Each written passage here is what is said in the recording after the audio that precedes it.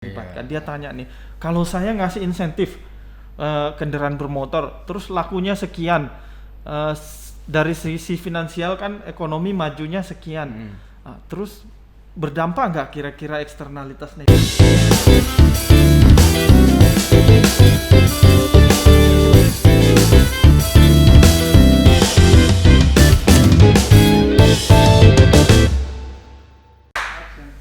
Halo kan pajak, jumpa lagi kita di acara yang tidak mungkin kita lupakan namanya karena namanya unik sekali. Celoteh 180. Podcastnya akan DJP Jawa Tengah 2. Ini harus gini Pak, gini aja. Ya, ini kita di episode keempat Ya, nggak kerasa ya. Waduh, ternyata kita betah juga nih bikin podcast. Semoga kawan pajak nggak bosen lihat saya gitu kan. Dan biar kita lebih semangat lagi, itu subscribe, komen, gitu. Dan like ya. Ngomong ada yang baru nih Pak. Apa itu? Rambut saya baru. Oh iya ya. Dan ngomong kalau ada yang baru, kemarin tuh ada aturan yang baru di launching. Ya.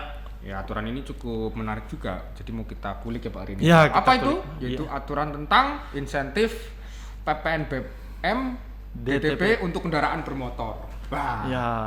Diperpanjang ya, betul, karena kan harusnya mulai bulan September itu insentif PPNBM-nya udah selesai 50%, cuma 50% untuk yang 1.500 cc ke bawah. Nah ini diperbarui nih. Ya, diperbarui apa saja nanti kita lihat. Ya. Nah ini Pak, kan kita langsung aja ya kita kulitin nih. Nah kemarin itu kan memang sempat ya Pak ya dikeluarkan insentif PPNBM untuk gampangnya untuk pembelian kendaraan bermotor gitu. Betul. Dikasih diskon sama pemerintah. Betul. Itu kemarin sempat ya Pak ya, mungkin bisa kita review ulang Pak apa yang diatur di PPNBM yang sebelumnya. Oke, jadi peraturan tentang insentif PPNBM ini sudah 2 kali diubah.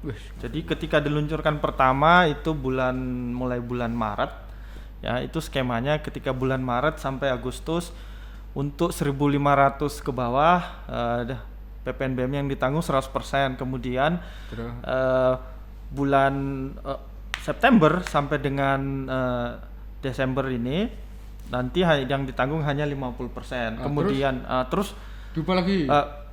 Awalnya diubah dulu, yaitu ditambahin jenis kendaraannya. Karena ada yang protes dulu kan, yang 4x4 atau 4-wheel drive itu nggak masuk. Kenapa nggak masuk? Dimasukin, diubah. Kemudian ini diubah lagi nih. Ditambahin lagi? Bukan kendaraannya yang ditambahin, tetapi insentifnya yang tadinya 1.500 itu kan harusnya dari September sampai Desember itu hanya 50%. Nah ini tetap 100%. Gila benar. Iya, jadi biar sobat pajak yang masih mau beli mobil yang 1.500 cc ke bawah, PPNBM-nya masih diskon. Berarti lebih murah dong? Ya harusnya lebih murah. Ya, jadi PPNBM itu kan konsepnya dia dipungut hanya sekali. Ya. Ketika ATPM itu beli dari pabrik. ATPM itu apa? Agen tunggal pemegang merek atau dealer besar lah. Dealer besar gitu ya. Ya, jadi ketika dia beli dari pabrik, dia harus memungut PPNBM. Itu nilainya lumayan 10% dari nilai dari harga belinya ya. Nah, ketika dealer ini menjual ke konsumen, tentunya tadi unsur PPNBM yang dia bayarkan ke pabrikan itu pasti masuk ke komponen harga. Karena ketika dealer ini atau ATPM ini menjual ke konsumen, dia tidak memungut lagi PPNBM. Nah, berarti tadi komponen PPNBM-nya harus masuk ke dalam komponen harga. Karena ini sudah ditanggung pemerintah, harusnya komponen PPNBM-nya nggak dimasukin dong ke harga. Udah ditanggung dong. Ya, jadinya harga konsumen harusnya jauh lebih rendah. Nah, cuman gini Pak, kan lagi pandemi nih ya. Iya. Harusnya kan negara butuh duit lebih banyak nih Pak. Kan kita kemarin udah bahas masalah PEN, pembiayaannya dari negara, dari pajak dan sebagainya. Tapi malah kenapa dikasih insentif Pak? Jadi memang kan lucu. Saya masih bertanya-tanya, barangkali kan pajak ada. Ya, karena tahu kok gini. Ini kita butuh duit tau malah. Iya, malah. Ya, jadi memang dilihat bahwa industri otomotif itu punya linkage forward dan backward yang sangat banyak. Jadi kalau saya sederhananya begini, kalau penjualan mobil itu menurun, ya pasti pabrikan mobil juga ikut menurun. Kemudian pendapatannya. Ya, termasuk dia menurunkan produksi dong karena masyarakat kan nggak beli. Jadi ya dia produksinya menurun, kemudian industri-industri yang terkait industri mobil misalnya mesinnya, suku cadangnya segala macam itu pasti menurun. Kemudian kalau forward linkage-nya penjual misalnya tukang tambal ban. Nah, kalau jumlah mobil di jalan berkurang ya pasti pendapatannya berkurang juga. Tukang cuci mobil. Nah, mau nyuci apa kalau mobilnya? Ya itu ini ya betul. Cuci sepeda. Yang lagi marah kan. Jadi gitu, pertimbangannya adalah ketika sektor otomotif ini diselamatkan, akan sangat banyak multiplier efeknya ke sektor yang lainnya. Jadi dalam otomotif itu ada namanya supplier tier 1. Jadi ada 319 supplier tier 1 ini yang langsung menyuplai ke pabrikan. Nah, supplier tier 1 ini membawahi lagi yang supplier tier 2 atau tier 3, lapis 2, lapis 3 yang berjenjang ya. Ya, itu bentuknya kayak gurita itu loh, Mas. Gitu ya. Semakin ke bawah semakin banyak. Karena nanti kayak perintilan-perintilannya baut, apa segala macam itu ya bisa jadi berdampak ke ini juga berarti ke UKM juga ya. Nah, dan ini lagi bahwa yang diberikan insentif ini adalah yang kandungan lokalnya itu ketika awalnya 70%. Kandungan lokal itu gimana tuh? Kandungan lokal itu artinya komponennya mobil ini, anggaplah mobil ini 70%-nya itu sudah dibuat dalam negeri. Kemudian memang ada relaksasi akhirnya karena semakin banyak merek-merek mobil yang masuk akhirnya tinggal 60%. Tetapi masih dominan kandungan lokalnya. Iya, jadi diberikan insentif, mobilnya laris, tentunya industri lokal juga bisa bangkit. Oke. Tapi saya baru tahu loh kalau mobil-mobil itu sebagian besar komponennya 70% bisa dibuat dari dalam negeri ya. Ya mobil-mobil tertentu. Kalau ada kan namanya juga CKD ya, completely knockdown itu yang build up ya dari luar di bawah sini dalam ada juga kayak gitu. Tetapi sebagian besar mobil apalagi 1500 cc ke bawah itu sudah di dalam negeri dirakitnya. Ya. Nah, ngomong-ngomong sama ini tuh Pak, kan kayaknya kalau dengan adanya insentif ini, saya pernah dengar istilah namanya Purchasing Manager Index. Ya, jadi kan katanya nih kata salah satu ekonom terkemuka di Indonesia. Lagi-lagi, gitu. Katanya dengan adanya ini diharapkan PMI ini, Purchasing Management Index ini bisa kembali ke jalur ekspansif atau ke ranahnya lah. Apa korelasinya sama ini Pak, kan nggak begitu. Jadi memang ketika pemerintah mengeluarkan kebijakan itu selalu dianalisis ya. Nah, ternyata dengan dikeluarkannya insentif PPNBM untuk kendaraan itu mendorong industri otomotif tentunya dan industri-industri ikutannya tadi baik dari backward maupun forward linkage-nya. Nah, itu menaikkan yang namanya tadi tuh Purchasing Manager Index. Purchasing Manager Index itu seperti ini. Mas Wisnu ini adalah seorang manajer pengadaan di perusahaan terkenal. Nah, terus saya datang, saya survei. Mas Wisnu, menurut Mas Wisnu bulan berjalan ke depan ini Mas Wisnu positif nggak, optimis nggak? Kira-kira mau beli berapa? Nah, itu yang disurvei. Nah, hasilnya nanti itu indeks berupa angka. Jadi kalau angkanya di atas 50, artinya tadi dari sekian banyak manajer bagian pembelian yang saya tanyain, nah tentunya yang ditanya manajer pembelian yang industri besar dong. Nah, itu pandangannya semua positif bahwa bulan ini akan bagus nih, saya akan beli sekian nih, sekian banyak, dan saya akan prediksinya akan menjual sekian. Jadi kalau angkanya di atas 50, artinya itu dia akan ekspansif di bulan itu. Nah, kalau sudah ekspansif manajer pembeliannya, ya tentunya kan ekonomi akan membaik. Itu dia. Nah, itu ternyata kawan pajak ya. Betul. Ya tadi lupa ya kalau. Tapi sepertinya nggak usah diperkenalkan lagi deh ya, kayaknya kalau podcast ya udah narsumnya Pak Timon, hostnya saya. Nggak ganti-ganti, paling rambut saya aja nih ganti. Ya, kita kan udah episode 4, tentunya sobat pajak udah kenal. Bahkan udah nunggu-nungguin nih kapan lagi nih. Kapan nih orang ini bahas-bahas yang antik-antik lagi nih. Tapi kalau mau request pembahasan boleh banget. Malah kita menunggu loh. Komen aja. Itu subscribe di sini. Like.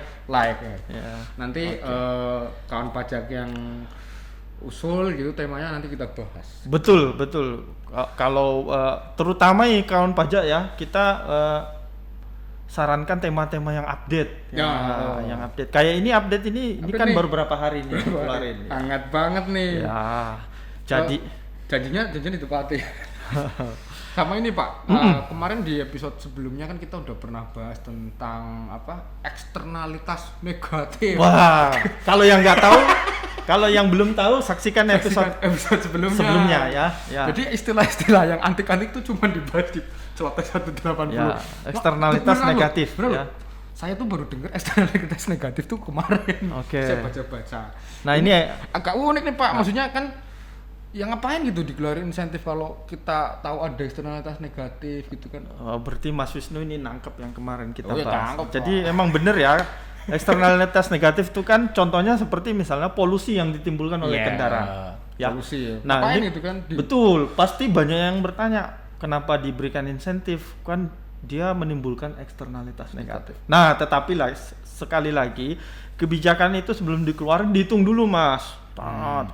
Ini siapa tuh? Yang itu ini kan dari Kemenperin nih.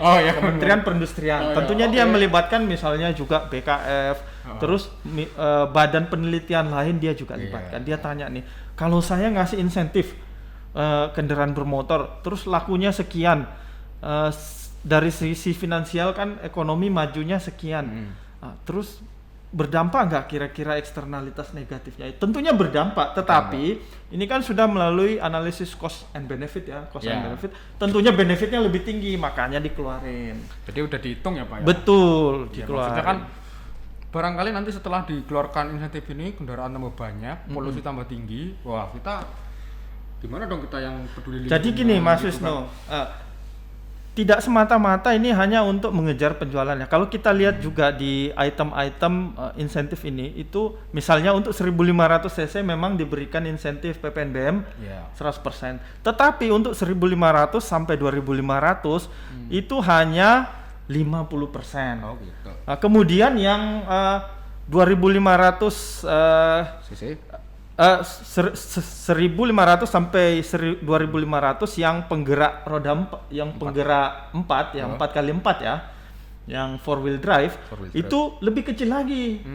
Jadi memang sudah diperhitungkan kan, biasanya yang 4 wheel drive kan lebih boros, lebih polusi, lebih ya tanda kutip ya betul, lebih polutif. Jadi unsur eksternalitas negatif dilihat juga di sini gitu. Oke, ya. Satu lagi nih, mungkin terakhir nih Pak, sebelum kita kasih closing statement. Kalau dari ini gimana sih Pak? Maksudnya dari insentif ini negara untung berapa sampai dibela-belain ngitung cost benefit terus apa ada korelasinya sama sektor lain yang nggak dapat? Nah, seperti tadi yang kita sudah bahas di awal bahwa tadi itu sangat banyak industri yang tier satunya aja itu ada 319. Kemudian tier 2 dan 3 tentu lebih banyak karena dia kayak gurita ya. Nah, kemudian ini Kemenperin ini memprediksi bahwa kalau insentif ini diteruskan, diperpanjang, akan ada tambahan penjualan itu 35.553 unit. 1 tahun? Dari September ini sampai 2022? Enggak, sampai Desember 2021. Iya.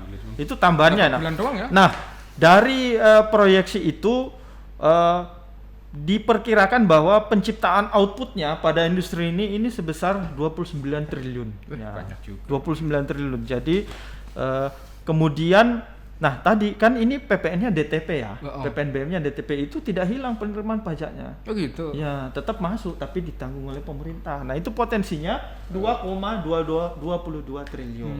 Gitu.